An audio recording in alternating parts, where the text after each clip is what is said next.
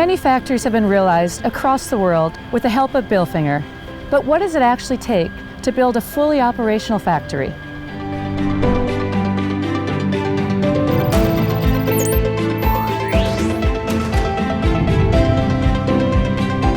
You need to go through different engineering phases to get an operating factory.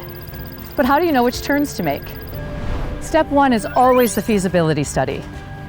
At this phase, we explore all possible routes to a complete factory.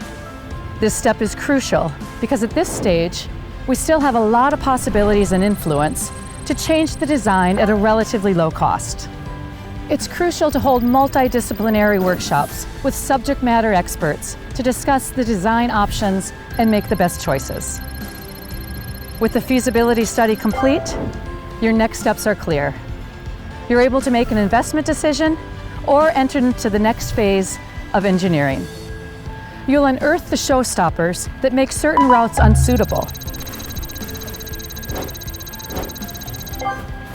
Fortunately, the experts at Bilfinger have experience with this, and they'll advise you on which decisions to make to put you on the right route that's best for you, with no regrets.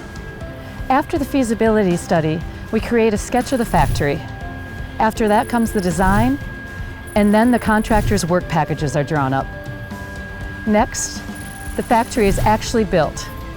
And finally, it's commissioned and ready for operation.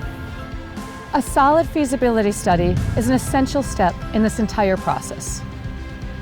At Bilfinger, we make sure our customers make all the right turns on their road to an operational factory.